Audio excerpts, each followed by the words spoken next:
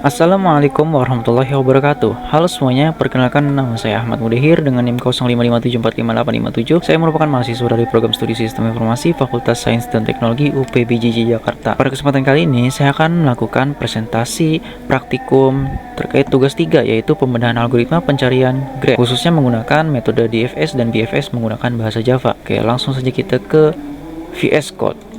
Di sini saya akan terlebih dahulu membuat filenya, yaitu bernama 3 searching.java. Di sini saya akan melakukan beberapa import library yang akan dibutuhkan pada praktik ini.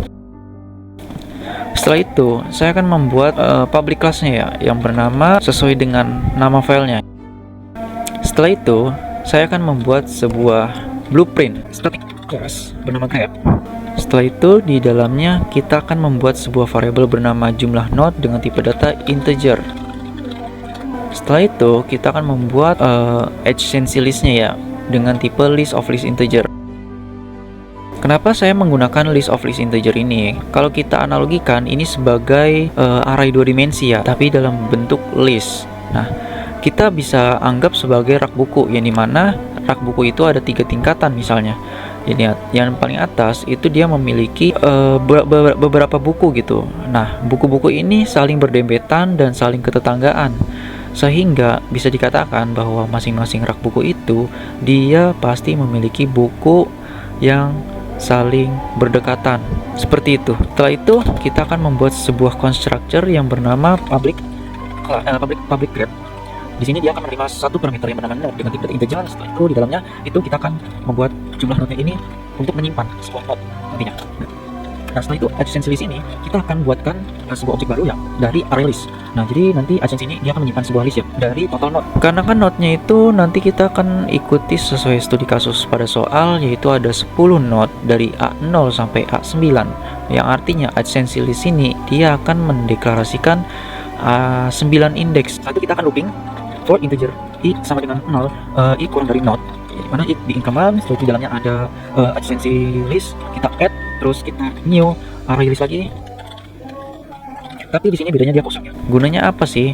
Nah, jadi gini, kita di sini itu membuat indeks 0 sampai indeks 9, sedangkan di sini kita akan menyiapkan ruang kosong untuk menyimpan. Di indeks 0 itu bisa menyimpan berapa list sih, berapa array sih. Misalnya indeks 0 itu menyimpan 1, 2, 3 gitu. Terus indeks 1 menyimpan 3, 4, 5 gitu contohnya ya. Setelah itu kita di sini akan membuat lagi, yaitu sebuah metode bernama buat H. Gunanya apa sih? Nah, jadi H ini nanti dia akan membuat hierarki atau penghubung ya antar data nantinya ya. Jadi di sini kita akan menerima dua parameter, yang pertama parent dan kedua integer child. Kita juga akan menggunakan adjacency list lagi tadi yang kayak tadi. Nah, tapi kita akan ambil parentnya, terus kita add childnya. Jadi nanti dia akan menyimpan parent dan child di sana. Nah, kelas udah kita buat. Setelah itu kita akan membuat main metodenya. Integer total node sama dengan 10. Kita sudah inisialisasi di sini yaitu 10. Nah, setelah itu kita akan membuat objek baru yaitu bernama graph dengan blueprint yang sudah kita buat tadi, yaitu graph ya. Nih, graph. Nah, nanti di sini kita new, hapus. Graph new. Di sini dia akan menyimpan total node. Nah, di sini kan kita udah buat nih. Dia akan menerima parameter yaitu 10. Nah, 10 akan dikirim ke sini nih. Nah, nanti dia akan membuat 10 node. Setelah itu di sini kita akan panggil objeknya, metodenya yaitu buat H, yang bertujuan untuk menghubungkan antara node. Kalau kita lihat di sini kan A0 itu memiliki child A1 dan A2 ya. Kemudian A1 memiliki child A3 dan A4, kemudian A2 memiliki child A5 dan A6, kemudian A3 memiliki child A7, A4, A8 dan A5, A9 gitu ya. Nah, berarti di sini kita akan hubungkan parentnya yaitu 0 dan childnya itu 1. Nah, kita lanjut lagi. Di sini kita akan membuat n ya, n yang seperti di soal. Kita di sini akan menggunakan contoh. Kita akan mencari 8 deh, nilai 8. Nah, berarti kita akan mulai dari 0. Start nya itu 0 di sini. Nah, untuk integer targetnya kita akan menggunakan 8 ya di sini. Dari A0 ini dan targetnya A8 ya. A0 ini sebagai rootnya. Itu algoritma DFS. Nah, nanti dia akan menerima 3 parameter. Yang pertama graph, kemudian start node, kemudian target node ya. Ini ya. Nah, lanjut kita akan membuat metodenya di luar main method.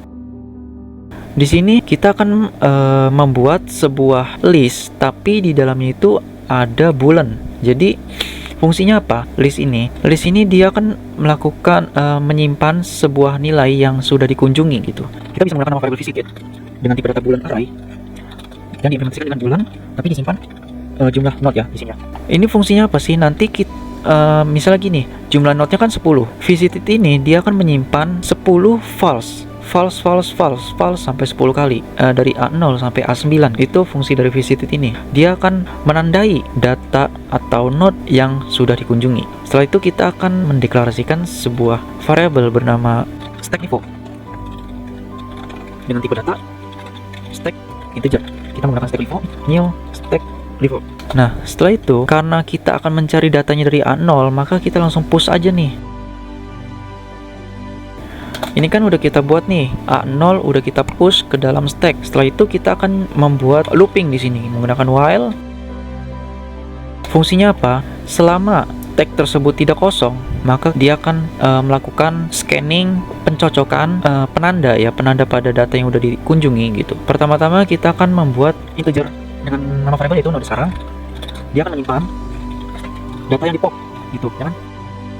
Nah, karena kan stack_info itu kan dia akan mengambil data dari atas ya, makanya kita akan pop dari atas nih. Kemudian kita di sini akan ngecek nih, apakah node sekarang itu udah dikunjungi atau belum nih. A10 kan udah kita lakukan scan, otomatis A0 itu artinya kan gini, A0 itu kan belum dikunjungi. Nah, kita akan cek A0 itu belum dikunjungi, berarti true. Masuklah ke dalam kode ini, kita eksekusi, kemudian kita tandai. Yang artinya nanti di sini yaitu dia A0 sudah bernilai true. Karena apa? Karena sudah dikunjungi. Kita udah tanda ini. Kita akan melakukan scanning. Karena kan udah kita pop nih, kita scanning. Setelah itu kita cek apakah node sekarang itu target.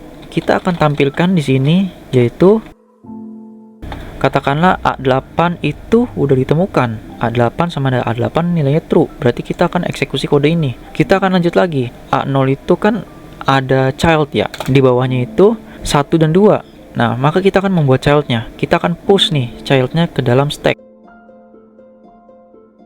Nah, jadi di graph ini dia memiliki node sekarang itu kan 0 nilainya. Nah, karena indeks 0 itu memiliki nilai 1 dan 2, berarti kan 1, 2 dan 2 itu akan disimpan ke dalam child. Karena child ini berupa list ya.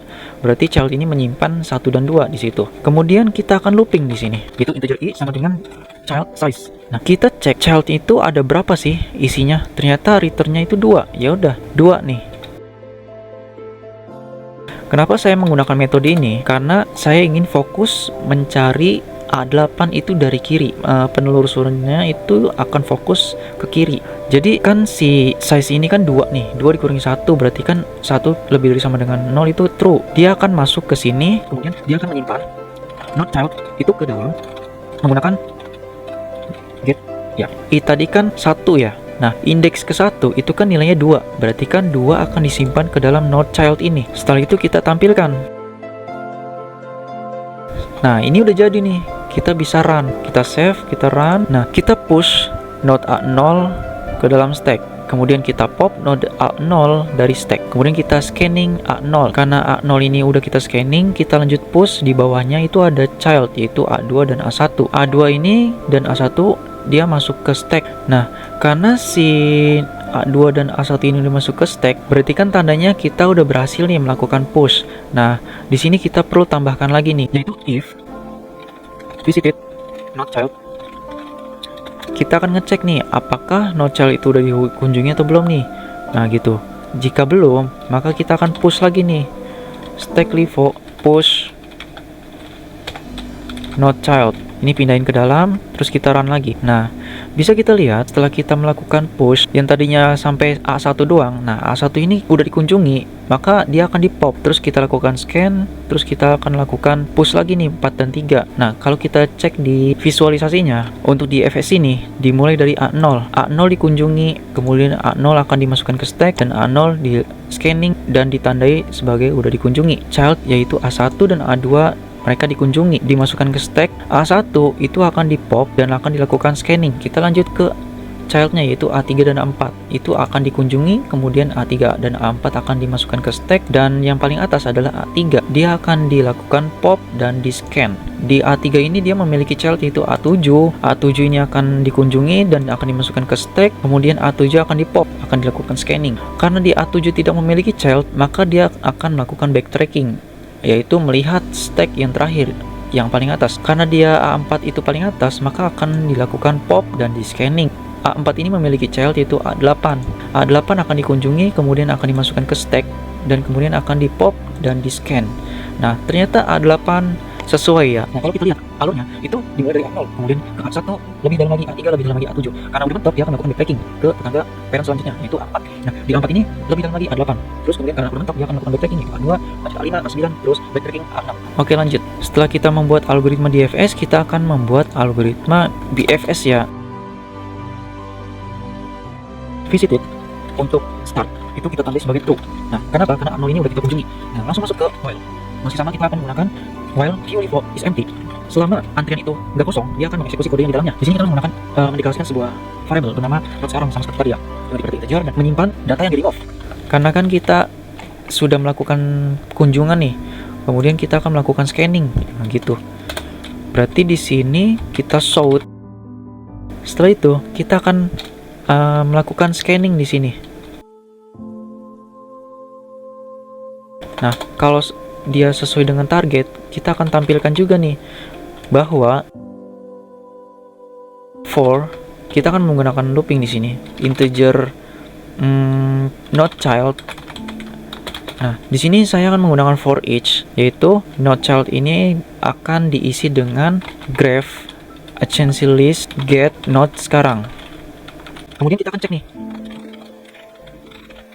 apakah not child itu udah dikunjungi atau belum. Kalau belum, tanda ini menjadi visited not child dengan bernilai true gitu. QV4 get. Nah, setelah itu kita tampilkan nih. Kita tampilkan.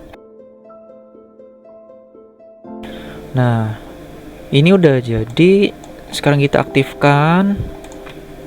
Kita run. Jadi gini, kan A10 udah kita kunjungi, terus kita remove dan kita lakukan scanning. Karena nggak sesuai, kita lanjut push datanya yaitu A1 dan A2 sebagai childnya. Nah, A1 ini kan di paling depan nih ya, berarti A1 ini akan dilakukan scanning. A1 akan dilakukan scanning, kemudian lanjut ke A3 dan A4. Kita lanjut ke BFS. A0 itu dikunjungi, A0 dimasukkan ke antrian, 0 ini di scan. Kemudian A0 ini kan memiliki child yaitu A1 dan A2, dikunjungi lah, 2 dimasukin ke antrian. Nah, karena A1 ini paling depan, maka akan dilakukan scan terlebih dahulu. Lanjut nih, A1 kan memiliki child yaitu A3 dan A4 nih. A3 dan A4 akan dikunjungi, kemudian akan dilakukan pengantrian di sini. Dan karena A2 ini paling depan, maka akan dilakukan scanning. Lanjut ke A2 memiliki child yaitu A5 dan A6. Kunjungi, kemudian A5 dan A6 akan dimasukkan ke antrian. Antrian paling depan itu A3, maka akan dilakukan scanning. Setelah itu A3 memiliki child yaitu A7. A7 ini akan dimasukin ke antrian. 4 itu dia akan dilakukan scanning, dan A4 ini memiliki child yaitu A8 dimasukin ke antrian. Setelah itu A5 itu paling depan, dia akan dilakukan scanning. Terus A5 ini dia memiliki child yaitu A9, dia akan dimasukkan ke antrian. Setelah itu A6 ini paling depan nih, maka dia akan dilakukan scanning. Nah, karena A6 ini tidak memiliki child, maka dia akan lanjut ke antrian berikut yaitu A7. Nah, A7 nggak punya child, di scan, kemudian lanjut ke A8. Nah, A8 ternyata udah ketemu nih. Berarti di sini targetnya sudah ditemukan. Alur kerjanya, cara kerjanya yaitu dia berdasarkan level. Pertama, breadth first search ini akan menyelesaikan level 0, kemudian lanjut ke level 1 yaitu 1, 2, kemudian lanjut ke level 2 yaitu 3, 4, 5, 6, kemudian lanjut ke level 3 yaitu 7, 8, 9. Oke, dari kedua visualisasi dan bedah kode tadi dapat disimpulkan bahwa DFS dan BFS ini memiliki arsitektur yang mirip ya. Tapi dalam penggunaan struktur data yang berbeda seperti stack dan queue itu pasti menghasilkan pola penelusuran yang sama sekali berbeda. Jadi semoga apa yang saya sampaikan ini mudah dimengerti. Mohon maaf bila ada kekurangan dan atau belibet ya pas ngejelasin gitu ya. Jadi demikian presentasi yang dapat saya sampaikan mengenai praktikum algoritma DFS dan BFS ini. Semoga ilmunya bermanfaat bagi teman-teman. Wassalamualaikum warahmatullahi wabarakatuh.